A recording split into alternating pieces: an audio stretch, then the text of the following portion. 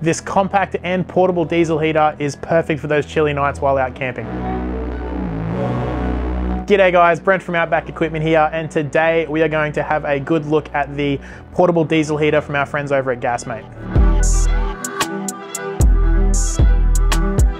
Alright, so out of the box we have all of the pieces here to the puzzle. Starting on the left over here we have the duct. Moving to the unit itself, we have the 12 volt power cord, we have an Anderson to alligator clamp adapter, got the instruction manual and also the remote control. Some would say the remote control is the most important part, but I'm a firm believer that the instruction manual is the most important part of this whole situation. Let's have a quick look at the unit itself. The overall length of it, you're looking at 40 centimeters by 23 centimeters by 30 centimeters high, coming in at just 9 kilos in terms of weight while it's empty. It's got a 4.25 litre diesel tank on the side, adding about 4 kilos to that weight when it's full. Looking at the front of the unit, we have the control panel. The control panel has 6 easy to use heat modes. Get stuck into that one a bit later in the video, but for now, let's just have a look at the unit. Next to the control panel here, we have the hot air outlet. Moving down to the side of the unit, we have the fuel level indicator. You can see how full the tank is by looking into the side here. Really simple. Moving around to the back, we've actually got the air intake on this side here. We have the power inlet on the back here.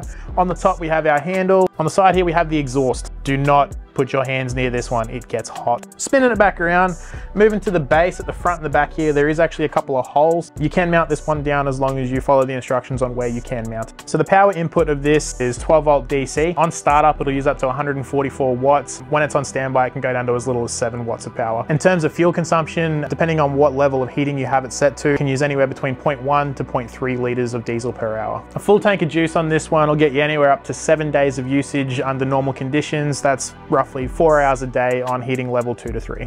Now the best feature of the Gasmate diesel heater in my opinion would have to be the remote control. This bad boy right here allows you to control the temperature of the heater from your chair, from inside your tent. You don't have to get up, you can just hit a button and it'll do the rest of the work for you. Now a major part of what makes this so great is also the duct on the front here. Extends out to about 1 meter long, so that way you can have the heater sitting away from your tent, away from your rooftop tent.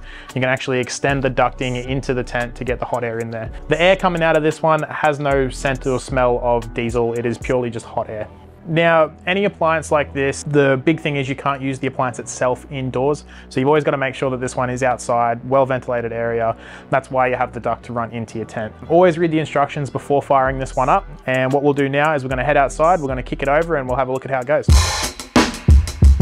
All right, so now we're outside. One thing I did forget to mention while we were inside, the duct itself is actually a 62 millimeter diameter. There's nothing saying you couldn't extend it out a little bit. The tube that comes with it is long enough for most applications. So now we've got the unit in the startup mode. This takes about 5 minutes, makes a heap of clicking noises. You can hear the burners and everything turning on. Everything's getting up to temp. Out of the exhaust on the side, you might find you get a little bit of smoke coming through. That's just the unburnt diesel pumping through. Once it's up to efficient temperature and running as it should be, you get barely any smoke or scent coming out of it. So while this one's warming up, what we'll do is we'll run through the features of the unit itself. So on the screen here, you've got an up button and a down button. This can let you go through the 6 preset temperature settings that you've got, 6 being the highest, 1 being the lowest. Once you get up and over 6, it'll actually go to a thermostatic temperature. So you can actually set the temperature that you want it to be at. Right now, we've got it set to 40, so it's up pretty high. There's a good chance you won't need it that high ever, because this thing does pump out quite a lot of heat. So we'll just back that one back down to setting 3, which is a nice middle ground. So the noise you can hear right now is pretty much the loudest this unit will get. I'm standing here talking to you fine, but if this was out at a campsite or anything like that, you wouldn't really notice the sound of it. But like I said, that will die down once it gets up to operating temperature. So keep in mind where you have it set up, you do want to make sure that the exhaust area is clear. In the manual, it recommends up to 1 meter away from it. And to be honest, we do as well. The amount of heat that comes out of the exhaust is quite impressive. If that's the heat that's coming out of the exhaust, you can only imagine what's coming out of the end of the duct here. So the scary thing about diesel heaters is the scent that could be associated with diesel. I can tell you at first-hand experience right now, blowing the hot air into my face, there's no scent. It just smells like hot air, which I'm pretty sure we've all experienced. So as it's getting up to temp, I'll lean in a bit here so you can hear the clicking. That's actually the fuel pump starting to slow down once it's getting to its efficiency. Running over the features of the front of the panel here, you've got the power button, the temperature up and temperature down button. You've got the settings button on the left here. This allows you to change it from heat mode to temperature mode. You've got the fuel pump priming button here. Generally, you'll only use that on the first use. Helps get all the air out of the line. In my experience with this unit, I didn't even touch the priming button. It just kind of worked for me. And then you've got the OK button here as well. So now we're up to operating temperature. The air that's coming out of here is quite warm. If I'm being honest, it's on heat setting 3 and I wouldn't even need it that hot. Even if I was in somewhere like big high country, the heat that comes out of this thing is ridiculous. Startup process for this is quite simple. Plug it in and you just hold the on button until it starts to kick off. It takes about 5 minutes to get up to temp. Other important part of the unit is the cool down process. So when you're turning this one off, you hold the power button for 2 seconds. It'll start to initiate the cool down process. This turns the fuel pump off and it starts burning off all excess fuel that's sitting in the lines. Very important to let it cool down, as you don't want any excess fuel sitting inside the unit. This can take up to 5 minutes, so keep that in mind when rationing your power. You will need a little bit extra there to cool it down. So what I'm gonna do now is I'm gonna run you through the shutdown process. Really simple. Holding the power button for 2 seconds, switches the front screen here to off. Now what it's gonna do is slowly turn down the fuel pump. It's gonna start burning off any excess fuel that's still sitting inside the unit. It's gonna use the fan to actually cool down the internals. This can take up to 5 minutes, so do keep that in mind. So you would have also heard, as it's turning off just then, the sound of the unit running is actually disappearing. You can hear the fan turning down, you can hear the pumps turning off. Looking at the screen, it does still just say off here. That whole process took about 20 seconds. You do want to let it sit for a little bit longer just to let it cool down a bit more before packing it away.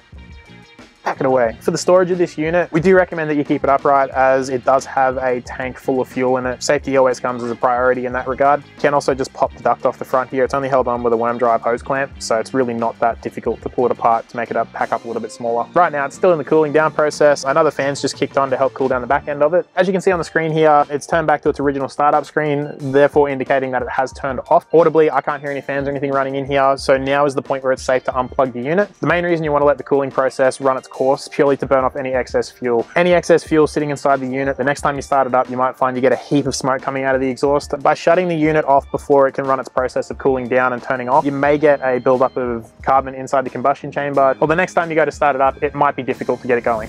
All right, so that has been a quick run through of the Gasmate Diesel Heater with remote control. If you have any questions about this one, hit us in the comments down below. If you'd like us to do another video on this one or a similar product, leave it in the comments. Jump onto outbackequipment.com.au to grab yourself one of these. Like always, like, comment, subscribe, and we'll catch you in the next one.